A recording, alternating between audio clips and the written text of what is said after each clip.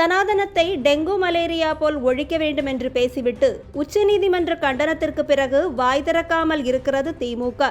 ஆனாலும் மறைமுகமாக இந்து மதத்தை இழிவுபடுத்துபவர்களுக்கு தங்களது முழு ஆதரவை அளித்து உண்மை முகத்தையும் காட்டி வருகிறது. 2 தினங்களுக்கு முன்பு ஃபாதர் பிரின்ஸ் கால்வின் இந்துக்களை மிகவும் இழிவாக பேசியிருந்த காணொளியை நமது சேனலில் வெளியிட்டிருந்தோம்.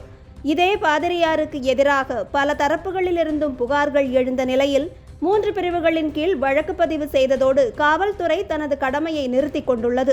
2 சந்ததி தான் உலகத்தை ஆளுகிறது. ஒன்று ஆபிரகாமின் சந்ததி, இன்னொன்னு இஸ்மாயிலின் சந்ததி தான் உலகத்தை ஆளுகிறதுங்க. கிறிஸ்தவர்களும் இஸ்லாமியர்கள் தான் உலகத்தை ஆளுகிறார்கள். நம்ம இங்க என்ன வேணா சொல்லி தெரியல, அப்படி இப்படி எங்களுக்கு தெரியுமா, எங்களுக்கு சனாதனம் தெரியுமா, எங்களுடைய ஆன்மீகம் தெரியுமா, என்ன தெரியும்? புழுக்கட்டையும் தேங்காய் மூடியும் சாப்பிட்டுட்டு தெரியுற நீ என்னைய ஆன்மீகம் உங்களுக்கு அறிவுதான் இருக்குதா என்னன்னே தெரியல. உலகத்துல ஒரு ஒரு மலத்தை திங்கிற ஒரே ஒரு இனம் எங்க இருக்குதா, அங்கதான் இருக்கு. உலகத்துல எந்த இனமும் ஒரு மலத்தை திங்குமா? இங்க இந்தியாவில் மட்டும்தான் அந்த மலத்தை திங்கு அந்த மூத்திரத்தை குடிக்கிறான். ஃபாதர் பிரின்ஸ் கால்வின் சர்ச்சைக்குரிய விதமாக பேசிய சம்பவம் நடந்தேறி 2 மாதங்கள் முடிந்துவிட்ட நிலையில் அவர் மீது எந்த நடவடிக்கையும் எடுக்கப்படவில்லை. அவருக்கு எதிராக பல குரல்கள் எழுந்ததை அடுத்து தனது பேச்சுக்கு மன்னிப்பு கேட்டு அவர் ஒரு காணொளியை வெளியிட்டிருந்தார். அதோடு இந்த செய்தி வேறு எந்த ஊடகங்களிலும் பெரிதாக விவாதிக்கப்படவில்லை.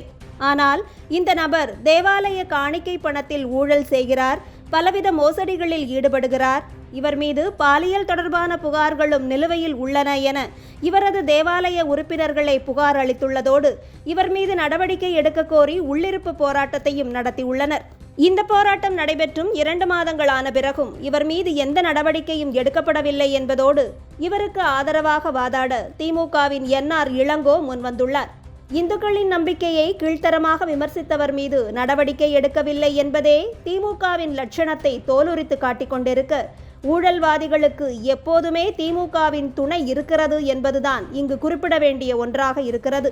ஆன்மீகம் பற்றி பேசிவிட்டார் என்பதற்காக மகாவிஷ்ணு என்ற நபரை தேடி ஓடி சுற்றி வளைத்து கைது செய்து காவலில் எடுத்த காவல்துறைக்கு ஒரு ஊழல் மற்றும் பாலியல் குற்றம் சாட்டப்பட்ட நபரை கைது செய்து விசாரிப்பதற்கு நேரமில்லை.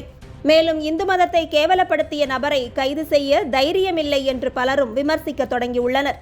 காவல்துறையில் இந்துக்கள் இல்லையா? ஒருவருக்கு கூட தனது மதமும் நம்பிக்கையும் இழிவு செய்யப்படுவதை பற்றி உணர்வே இல்லையா என்பதும் பலரது கேள்வி. ஆனால் இதை பற்றியெல்லாம் கவலைப்படாமல் திமுக அமைச்சர்கள் முதல்வரை புகழ்வதிலும் தங்கள் இருப்பையும் பதவியையும் காப்பாற்றிக் கொள்வதிலும் முனைப்பாக இருக்கிறார்கள். உருப்படியாக ஒன்றுமே கிழிக்காத கட்சிக்கு பவள விழா ஒரு கேடா என பாமர மக்கள் விமர்சிப்பதை காதில் வாங்காத விடியா அரசு நேற்று திமுகவின் பவள விழாவை கொண்டாடி இருக்கிறது. இந்த விழாவில் உரையாற்றிய அமைச்சர் துரைமுருகன் அவர்கள், நீங்கள்தான் இரட்சகர், நீங்கள் இல்லை என்றால் நாளை சூரியனே உதிக்காது என்ற அளவில் முதல்வரை புகழ்ந்து ஐஸ் கட்டி மழை பொழிந்திருக்கிறார்.